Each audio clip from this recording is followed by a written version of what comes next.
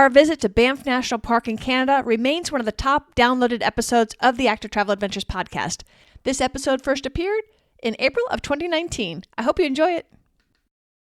And you can really unplug and reconnect with nature. And that's when you can feel the breeze in the trees, you can smell that freshness, you can taste that fresh alpine water, and it reminds you of your vulnerability and your connection to nature. And I think that is a really important and significant thing for people to be able to re-embrace in this day of Instagram and Facebook and spending so much time on our mobile device. When you get out to places like this, there's no Instagramming out there. You're out there and you're enjoying it. And I think that's a really profound moment for most people.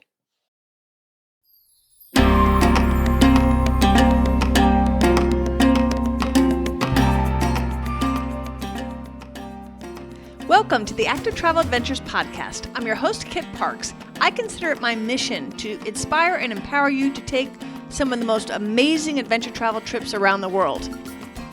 Today we have a particularly beautiful one. We're going to Banff, Canada.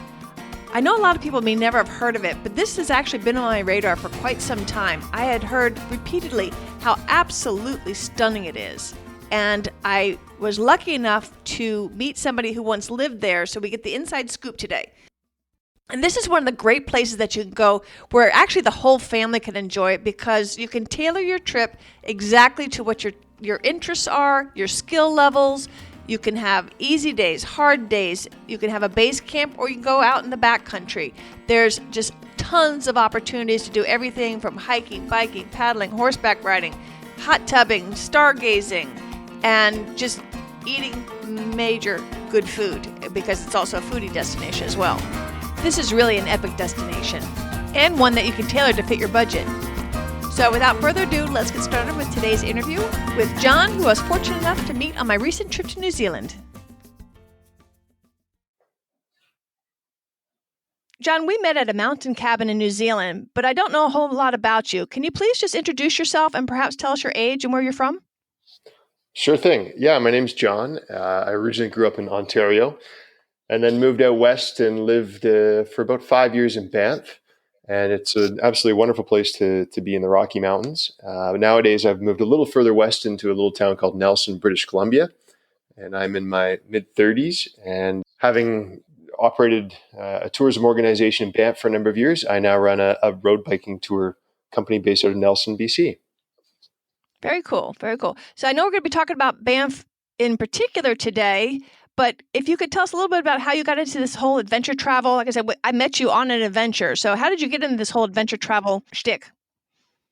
Yeah, I can really trace it back to a fall many, many years ago after graduating from university. And I headed out west, just a little bit west of Banff, actually, to a little place called Lake O'Hara. And I worked up for a season up there, a little lodge, where the only distractions essentially were hiking or paddling on the lake and being outside. And it was a real revelation for me as a bit of a city boy, and just really cemented my love for nature and the outdoors. And I moved back to Toronto after that, did a bunch of things. And then the calling of the west of the mountains was always there.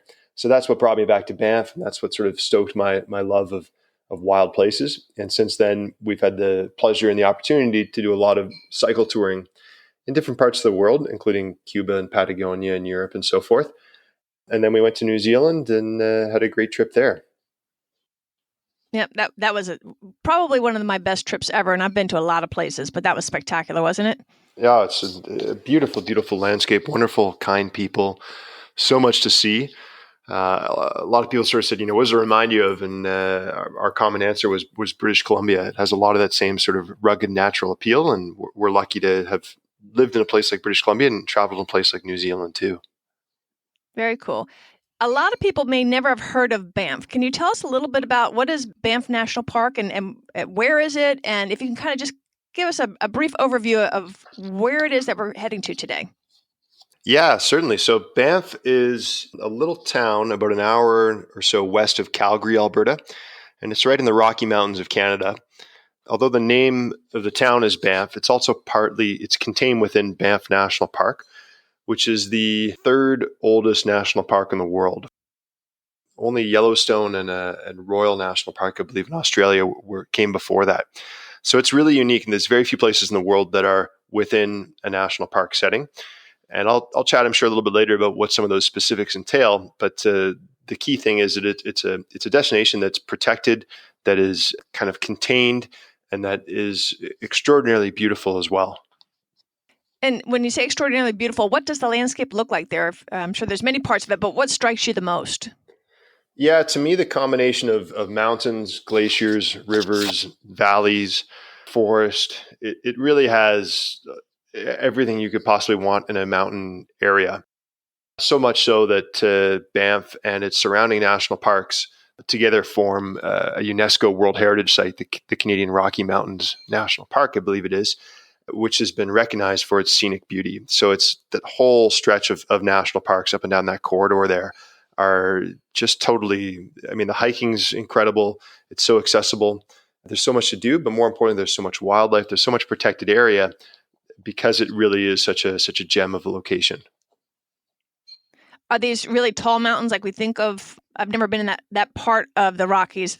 How tall mountains are we talking about here?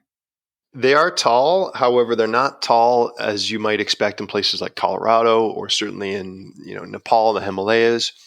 They're tall in terms of their relief from sort of from valley level, but it's also just the beauty of them, the way that there's glaciers all over the place, the streams that wind through there, the valley bottoms. It's kind of an intersection of everything without being 8,000 meters or anything like that. Obviously, the tallest peaks are only around 3,600 meters, but the sheer beauty of them is really what impresses most people. Oh, so that's good too. So usually altitude is not going to be an issue for people that are hiking up these mountains. Yeah, that's right. I mean, Banff itself is located around 1,400 meters, and Lake Louise, another community nearby, is about 1,700 meters. So your starting point's not that high, and then any mountain you're going to hike up to or summit. Generally, most of the hiking trails aren't too much above 2,000, 2,200 meters, and if you're summiting mountains, a lot of those are around 3,000 meters. So you're right. Elevation is really not a huge concern for most people. You might find yourself a little thirstier than usual, but that's probably the biggest change. That's actually my favorite kinds of mountains, so that I get the joy of earning that view at the top without having to worry about sucking my wind so badly with the lack of oxygen. So I think that's a cool feature. So you talked a little bit about wildlife. What kinds of animals might we see there? Yeah, the Banff National Park and the surrounding parks there are really well known for their amazing preserve of habitat, which has allowed for species like grizzly bears and black bears to be able to flourish there, which is really extraordinary that there's very few places left that have that same kind of density in North America. And then we've also got things like elk and bighorn sheep, mountain goats, deer are some of the big ones that people might find. And then you've got all sorts of smaller animals, but those sort of megafauna are the ones that most people are drawn to. I think it's cool about the bears, but a lot of people are afraid of bears. Can you talk a little bit about bears and particularly the grizzlies? Yeah, so I mean, the grizzlies they're an impressive creature. Most bears are not really super keen on hanging out with humans, so they're they're even less excited about you than you are about them, perhaps, in terms of getting to meet them. But they're a wonderful species to see. They're super impressive. Generally, they're going to be further up into the alpine, especially as the summer goes on. Although early in the springtime, they do come down, and that's where the valley bottoms open up first in terms of some of the feeding. So they'll come down and they'll look for food sources, and that's generally where you get the most common kind of visitor interactions with bears. And in a place like Banff, Parks Canada is really great at being able to manage that and to protect corridors and to be able to close areas off. But one of the most important things is for people to know is to keep your distance from wildlife and to give them a healthy respect. So whether that's you're out there hiking or whether you're out there you photograph a bear, give them at least 10 bus links is the common term. Okay, cool. Do you have any cool bear stories you'd like to share? I've actually got a couple. I was up hiking in a place called Sunshine Meadows, which is quite close to Banff. It's actually a ski resort in the wintertime, but in the summertime, it has these just spectacular meadows. And we were hiking up along a trail, and we saw a few tourists ahead of us, and they just started freaking out and panicking. We said, "What's going on?" And they pointed across, and there was this big grizzly bear. And sure enough, we looked over and saw this grizzly bear stand up on its back legs, and it's one thing to see a grizzly bear on four legs and you get a sense of its size, but when they stand up, you really notice that these things are significantly large. And then it did a bit of a bluff charge towards us. It was still, quite far away, but enough that we certainly were quite concerned and cautious. And then it kind of pulled up and kept going on its way. So that was kind of one instance of being out in the wild, out hiking, that really reminded you of the power of grizzly bears and really just how impressive they are. And then secondly, very early on in my relationship with my partner, I had taken her camping in a little lake near Banff and had brought a canoe over, and we had just put the canoe in the water. And as we started to paddle off, we heard some splashing behind us. And sure enough, we looked back to see this huge grizzly bear emerge from the lake. And we were, maybe 15 feet away from it. It was so close. I don't know how we got into the canoe and didn't see it in the first place. And we watched this grizzly bear amble across the waterfront. And we were so close that, we could see these, multiple inch claws on this bear. And it just tracked its way right through the heart of the campground. Not to scare your listeners, but this bear, it certainly had a mission which had nothing to do with people. It just wanted to literally get from one side to another and couldn't care less about people. So again, another really impressive memory of just seeing how determined and how, kind of independent these bears are. About how tall do you think it was when it stood up? I'd hazard somewhere in the range of 7 to 8 feet. It was enough that it certainly felt bigger than I did. Wow. That's cool. The only wild bears I've ever seen in all my time was when I was in a very remote area checking out some migratory birds that overwintered down here. And the mama bear, the two cubs saw me. I didn't see her at all. And so they just ran from us. They don't want the encounter most of the time. And I think up in the grizzly area, aren't you supposed to make noise if you're rounding a bend? So you're just trying not to surprise them? Yeah, that's a big part of it. Make yourself seen. And I mean, the best strategy to avoid a grizzly bear encounter is to do just that, is to avoid one, and making yourself loud, known, whether it's chatting loudly, singing, traveling with other people is really helpful too. Just make sure that the grizzly bear knows you and you don't sneak up on it, and you should be all right. Cool. Any other animal stories you'd like to share before we move on? Those are the big ones that stand out for me. I think just, you partly living in a place like Banff, you get used to seeing deer and elk in the town site, and they become a bit of a common occurrence. But when you live in a place like that, you have to remember that for people visiting there, it's often a very new experience for them, and it's very exciting. What I would caution most people to is that that's wonderful, and we encourage people to enjoy that kind of wildlife experience, but to again keep your distance. And it's easy to forget that when you're in a town site that, maybe you feel like you can get up close and almost like pet the deer or feed the deer or something like that. But these are still totally wild creatures, and oftentimes people just forget to give these space the animals that they need to be safe and secure. I was in an area just outside the Grand Tetons, and this man in the campground, a moose had come into the campsite area. He was within 5 feet of this ginormous, it was a moose or elk. I can't remember exactly what it was. I was like, that thing, if it decides it's mad at you, it's going to get you. I thought it was crazy. I mean, literally within 5 feet of that animal, try to get photos for Instagram or something. It was ridiculous. Yeah, absolutely. And that happens more than it should. And I think that's part of public education and visitors' responsibility to keep wildlife safe, keep themselves safe, and really think about the value of trying to get that perfect picture and give the animals more respect instead.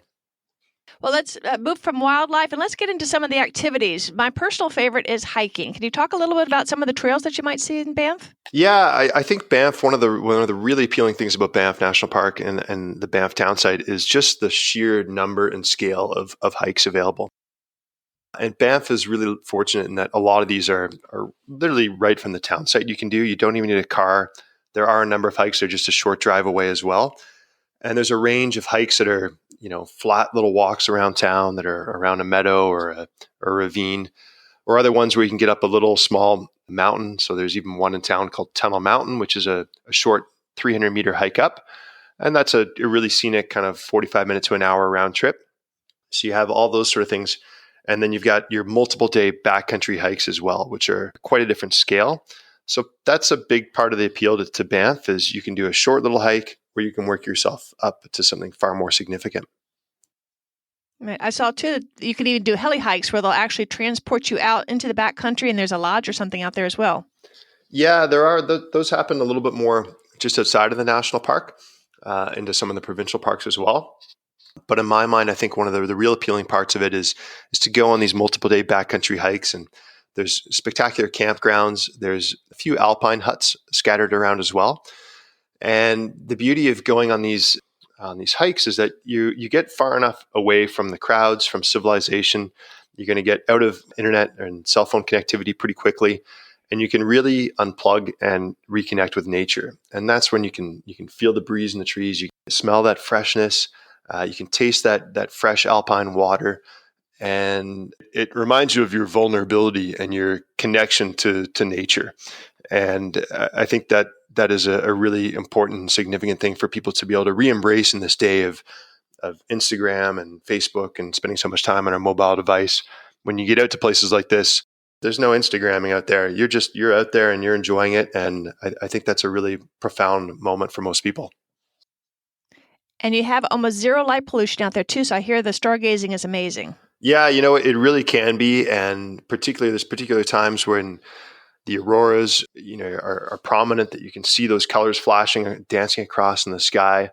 But more often than not, I mean, the Rockies are generally quite clear as well for the most part. So you're going to be more than likely blessed with some super starry nights. Very cool. Any favorite camping sites you want to share? Yeah, there's a couple, and generally for me, more the ones that take a little more getting out to.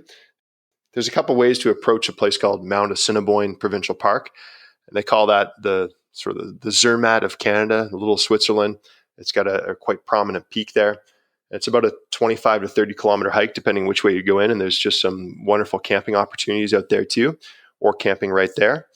There's also another place very close to Banff called Egypt Lake, and it's one of the largest campgrounds in the national park, at least from a backcountry perspective, and partly because there's a number of different trails you can take to get there, and you can turn that into a multiple day trip and stop at some campgrounds along the way that are really, really quite beautiful. And part of the beauty to me of these campgrounds is that you meet really wonderful people, some like-minded people, and people are in such good spirits that it's such a great communal experience. Very cool. And Banff is quite well visited. I believe it's like 5 million visitors a year. So if you get further away from, like, how far in do you have to go? And all of a sudden you're kind of away from the crowds. It's a good question. I think that's what a lot of people would like to know too. Yeah, I think last I saw it was, you're right, there's certainly multi-millions of people that come to the park, and that's particularly in the summertime. That being said, if you're kind of downtown Banff Avenue, they call it, you're going to see a lot of people, and that's just the reality. However, if you step even 1 or 2 blocks off of downtown Banff Avenue, it's amazing how much quieter it gets. And when you get out on some of these deeper backcountry hikes, same thing, you'll be leaving the crowds behind pretty quickly. And that to me is part of the appeal, that, although some people might think that Banff is pretty heavily visited in the summertime, it all depends on where you go. Right. And Banff is actually a year-round destination. I don't do the cold very well, but the cold out there is also exciting because there's all sorts of things to do. Can you talk about the different seasons and why you might want to go spring versus fall versus winter versus summer? Yeah, sure. So, I mean, spring is a great time in terms of the days are obviously getting longer. You're going to be there a little bit before the crowds.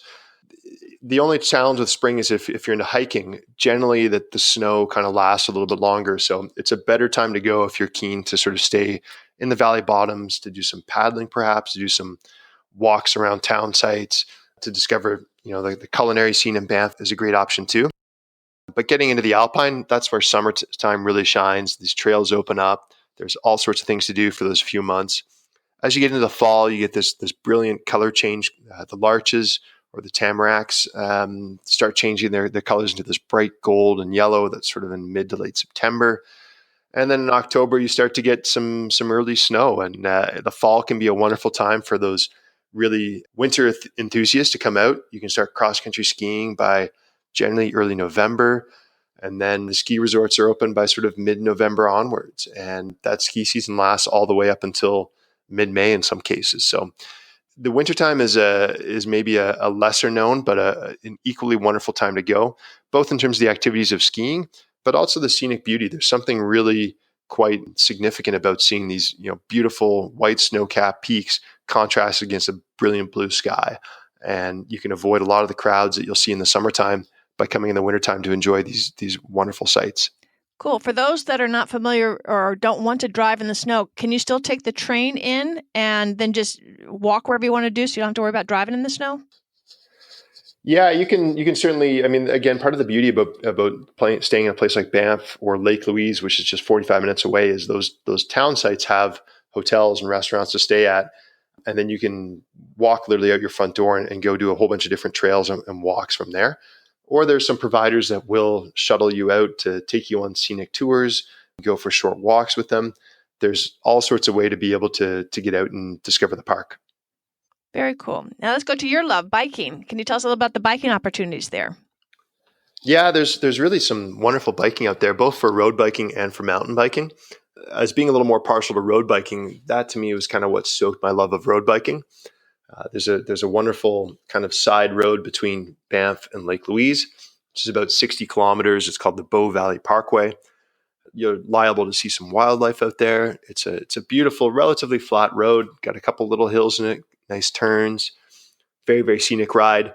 There's also a beautiful loop just outside of Banff to a nearby lake. It's about a 20-kilometer round trip.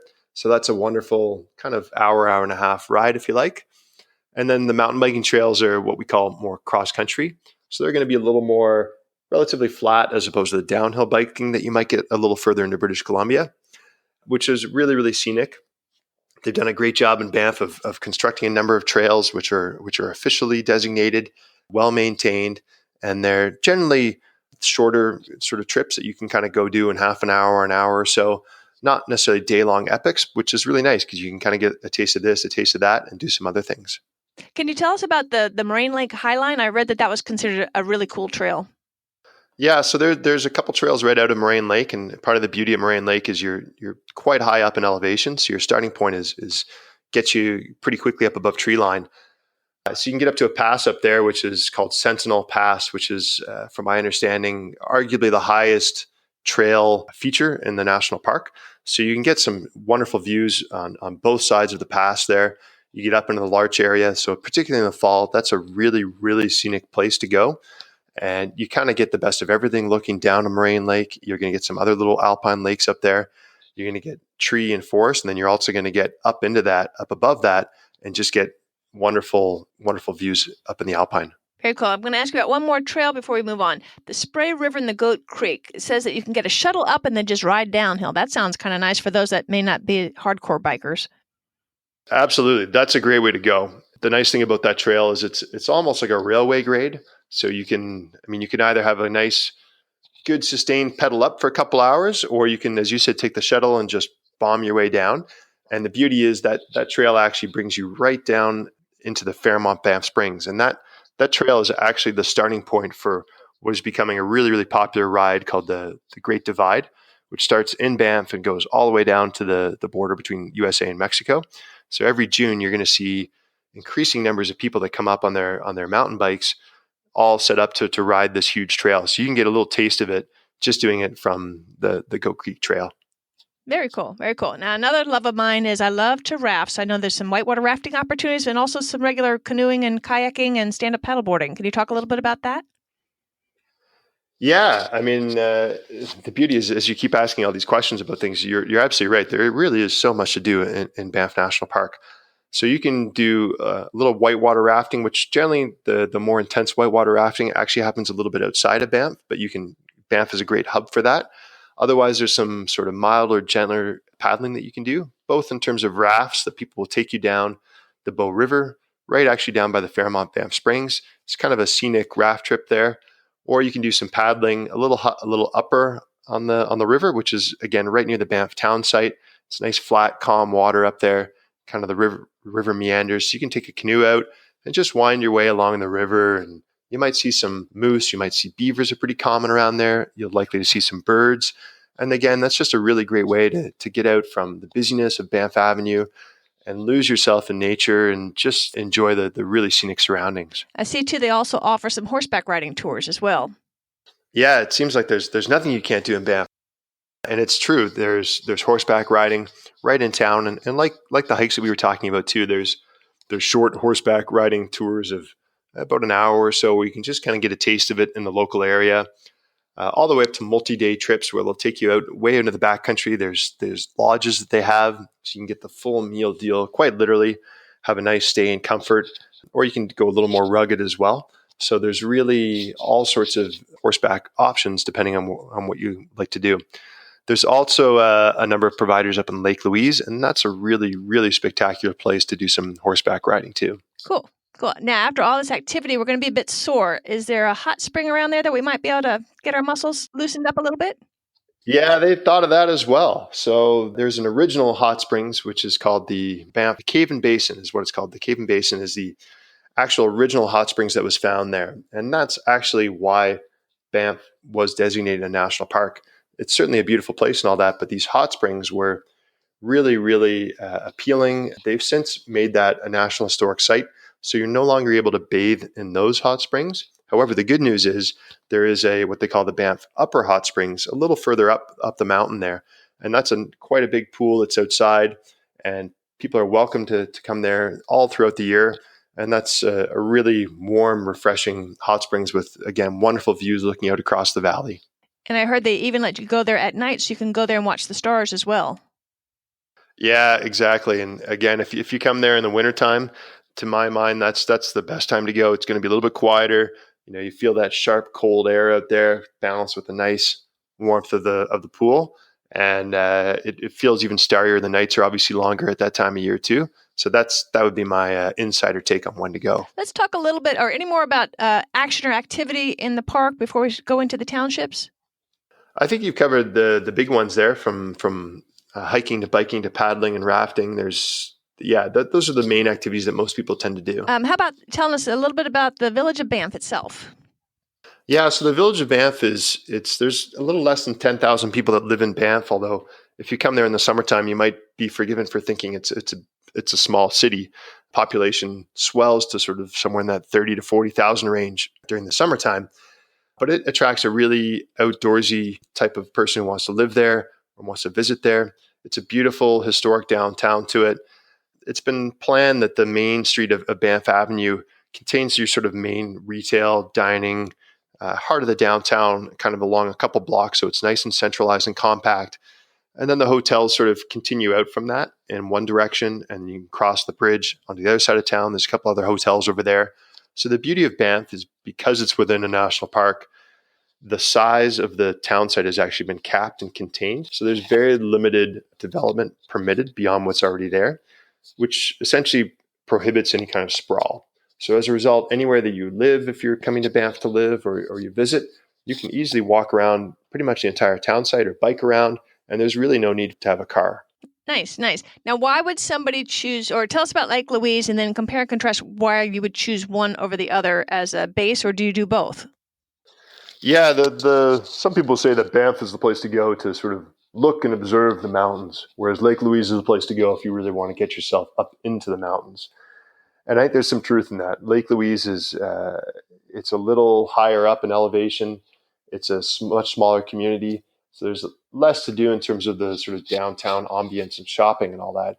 The real appeal for Lake Louise is to get out there and to go hiking and to go biking and to just summit mountains and to really embrace that mountain spirit.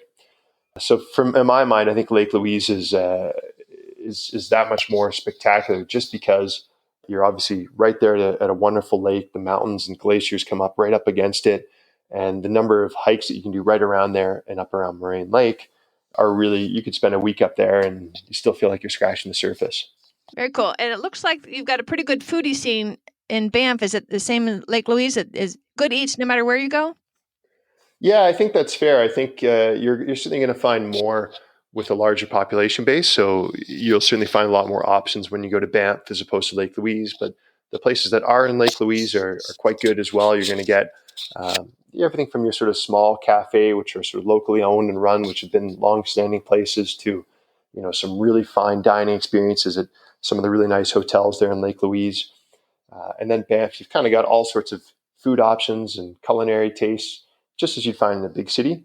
Plus, I think one of the big appeals for most people is to dine in lodges and get that kind of real mountain type feel. And when I say that, I mean you can kind of picture those wood strewn interiors, the roaring fireplace, the rock, and just this feeling of being, in a rustic backcountry chalet almost.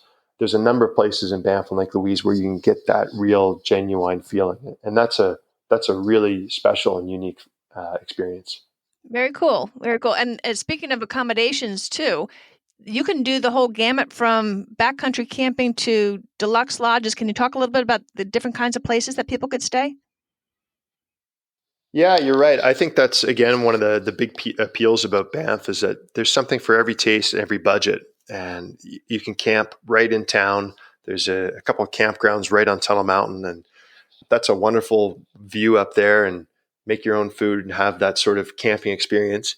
Or you can stay at some more mid-range hotels that are going to give you everything you could possibly need, and then access to all the restaurants in town, all the way up to the more resort feel, which is the Fairmont Banff Springs is perhaps the most iconic place. And some of your listeners may have even seen the photos of it. It's the castle in the Rockies, and it's kind of like a Disney World of being in the Rocky Mountains. I think there's something like 8 or 12 restaurants on site there. Wonderful food, great service, and just a spectacular vista there as well. So you've got those sort of options, and then you've also got some backcountry lodges where, for people who want to get a little further off the beaten path, you can hike to those places. In some cases, you can even take a horseback ride, and then you're going to have the real, true backcountry experience. With there's a place called Skokie Lodge, which is just in behind the Lake Louise Ski Resort, and it's one of these historic cabins. It's actually a National Historic Site. It only sleeps, I think, a little less than 20 people. It's not that big, but that means that you're going to have a really personalized experience. The food is cooked by the chef in house there. You can go hiking right out the front door there, and you're going to feel like you're really in the middle of the mountains, in the middle of the wilderness, but still having this wonderful gourmet experience. Cool. Is there anything about the Banff National Park or that area that I did not ask you that I should have asked you about? I'm just racking my brain here, but I think you got the big ones, that's for sure. Between the wildlife and the activities and the downtowns, part of the beauty too about Banff and Lake Louise is they really are so accessible. So with Calgary and the airport in Calgary being just about an hour and a half shuttle away, you can get to Banff really, really easily. And I think one of the key things that I know that as Banff grows in popularity, that the destination in the area is really trying to encourage people is to remind them they don't need to drive everywhere, that there's public transport actually within town. There's a whole bunch of bus networks. You can actually now take a bus between Banff and Lake Louise. So the more that people can leave their cars behind, discover the area on foot, take public transit, that's not only a positive environmental benefit, but that also actually helps the guest experience. That less traffic on the road, safer, more time to enjoy the scenery too. Now, to access the parks in Canada, you're supposed to get a Canada Parks Discovery Pass. Can you tell us a little bit about that and what's involved? Yeah, that's right. Anytime you visit a national park in Canada, you're required to have a national park pass. So for most people who come and spend a few days in Banff, it's probably worth their while just to buy an annual pass. I think it pays for itself within a week or so, and that just gives you access to the entire national park or all national parks in Canada, all national historic sites as well. Or you can just purchase a day pass if you need as well. But those funds help go towards the park to be able to take care of all the services there, the infrastructure, the trail maintenance, the campgrounds, all sorts of things. So that's really important that people understand that those funds go for a really great cause, and to be able to contribute towards that. When you think back on Banff and you're talking with your friends over a fire, what are some of your favorite stories?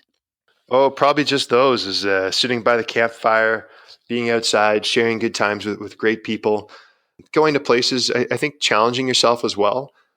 When I first moved to Banff a number of years ago, my hiking experience was more in the front country, as they call it. So going up for day hikes, and then eventually working my way up to go on an overnight hike. And, over the years of living there, you get more and more comfortable and confident with your surroundings. And by the end, going out on multiple day hikes, multiple overnight hikes by myself, and just pushing further and further into the backcountry, ticking off places that you haven't been before, and being able to do that with great people, and going on ski trips in the backcountry. Those are the sort of experiences when you get out of your comfort zone, and you go to places that are a little more challenging to get to, that are wonderfully rewarding and remarkable experiences. John, you have a cycling company. Can you tell us a little bit about that, please? That's right. I run a business called Kootenai Cycling Adventures, and we specialize in providing our visitors with fully supported road biking tours of the area. And we're based in Nelson, British Columbia, which is a little bit further west of Banff, although it's only a few hundred kilometers as the crow flies. By nature of the mountains and the glaciers and the rivers here, it's a little more of a scenic drive. So we're a little bit more remote, which means that it's a little bit quieter here, which is quite nice. But we also have a number of different lakes in the area. So it's really the best of both worlds. You get those sort of big mountain views that you get in Banff and the Rockies, but you also get these wonderful, beautiful lakes, and you get a number of charming small towns, which have a really genuine community feel to them. So we offer multiple day road biking tours of the area on nice, quiet, safe roads, and provide all the accommodation and all the meals. And it's a really wonderful and remarkable experience cycling here. Very cool. How many days is the least day tour the most? Or tell us a little bit about the tours. Yeah, so we can offer anything from a half day tour, which is a pretty scenic, relatively short and flat, easy bike ride, including a little ferry crossing, to all the way up to a 3 or 4 day bike ride, which is around 220 kilometers, and nice challenging days every day. And you're going to get to spend your night at these really scenic, beautiful little mountain towns, having great locally produced food. And it's a wonderful way to see an area. When you slow down and you travel at the pace of a bicycle, you get to stop a little more, you get to enjoy the views, you get to discover the area, and you get to really feel nature and in the area in a way that you don't necessarily get to when you're in a vehicle. And I think this area really excels at providing this kind of relatively undiscovered feel that's just wonderfully beautiful and has everything from hot springs to charming towns to great hikes and everything you could possibly want in a mountain destination. Cool. Are these custom trips, or are you going in a small group, or how does that work? Yeah, generally it's a weekly trip that we offer, so it's a kind of regular offering like that with a regular planned out route. Although we certainly offer specifically catered trips as well, and that includes rail trail trips too. We're very fortunate to have a number of great rail trails located very close by here, so people can do that if they want. And again, staying at some different areas nearby, you can really create your own adventure from short days all the way up to big 100 kilometer plus days. There really is something for everybody. So if I wanted to do it, I can go and I'm just joining other people that also want to do it. I don't have to get together the 6 or 8 people for the group. You got it, exactly. You can do either way. You can join one of our pre-scheduled trips, and you can meet some other great people along the way. And that's really a wonderful part of these experiences, is meeting like-minded people, sharing a really intense experience with them, discovering each other, discovering a destination together. Or you can get a group of friends and people together and have a wonderful getaway all on your own. And either way, we can support that and make sure you have a wonderful time. And are these really, really difficult biking tours? Do you have to be like a hardcore biker, or could it be somebody like me that would train for it, but it's not something I do all the time? Yeah, that's the beauty of these trips, is that because they're fully supported, you can be a pretty dedicated road biker like this, and or you can just kind of doing it from time to time and feel like this is well above your ability level. In which case, that sounds great. We'll help you through that. If you want to start a little bit later in the day, we can drop you off to a later point. If you feel like you're tapped out and you're done for the day, we'll put you in the shuttle and you kind of move you ahead to the next spot. Or the beauty these days is electric bicycles are growing in popularity, is we've got a couple of electric bicycles in our fleet. So that's a great option for people who want to ride the whole thing but don't feel up to it on their own energy. You get a little what they call pedal assist, and it can make all the difference between doing the part of the day to doing the whole day. Well, I'll make sure to put links to your business as well as the Banff links that we talked about in the show notes and on the webpage, which will be activetraveladventures.com/Banff. And Banff is spelled BANFF. So it's activetraveladventures.com/Banff. And John, if people want to reach out to you and find out more about what you're doing and keep up with you, how do they find you? Yeah, the best way to get a hold of me is to go through kootenaicyclingadventures.com. And that'll give you all the information about our tours. It'll give you a little information about me. And you can certainly get in touch with me there if you have any questions about cycling out here or about Banff, or just want to ask me any questions about some of the places where we've been. I'd be happy to chat more. Good. Could you spell Kootenai for us? Yeah, Kootenay is Kootenay. Perfect. Well, John, it's been great having you on the show. Any final thoughts or any words of advice for our listeners? Oh, all I would say is get out there as much as you can and enjoy the mountain environments. And anywhere you go out here and between Banff and the Rocky Mountains and Nelson area, everybody is only too pleased to have you and to help you have a wonderful time. So look forward to welcoming you. Perfect. Thanks again for coming on the show, John. My pleasure, Kit. Thanks so much for having me. Sound like a dream place. I tell you, the hardest thing about this podcast for me is that I keep learning about all these really cool destinations, and there just is not going to be enough time. But this has definitely gotten moved way up on the list. When I first met his partner, I was at a cabin in New Zealand, and she said she's from Canada. I was like, oh, I've always wanted to go to Banff. I hear it's so beautiful. She said, oh, I've got to introduce you to John. He knows everything about Banff. And she was traveling, of course, with John. So we spent the evening talking. I was so delighted to get a true insider's point of view of the best way to explore this magnificent area. I'll have lots of photos and videos on the website, which will be activetraveladventures.com/Banff, BANFF, if you can't remember how to spell it, /43 for episode 43. And I hope you got a lot out of this, and I hope you add Canada, and in particularly Banff and that western region of Canada to your bucket list as well. I sure appreciate you listening. If you haven't done so already, be sure you've signed up for our monthly, and remember that it's one time a month, monthly email that you'll get from me. No spam promise here, and you can always unsubscribe at any time. Plus, you'll get all the free travel planners and whatever downloads I've done for both this show, the Active Travel Adventures podcast, and the companion podcast, the Adventure Travel Show podcast. So one newsletter takes care of both shows. Whatever free downloads and travel planners I've put together from the previous month will come out in the beginning of the following month. And it'll often include travel tips, sometimes some deals, and just a way for us to communicate back and forth. So please make sure that you signed up for that. You can do it by either email me directly at kit@activetraveladventures.com and asking me to put you on the list. You could go to the website and hit the contact button. You can click on any of the travel planner links. You'll see a little art on any of the website for any destinations, and that'll get you on the list. So there's lots of different ways to join the community, and I hope you'll do so today. So thanks again for listening. Until next time, this is Kit Parks. Adventure on.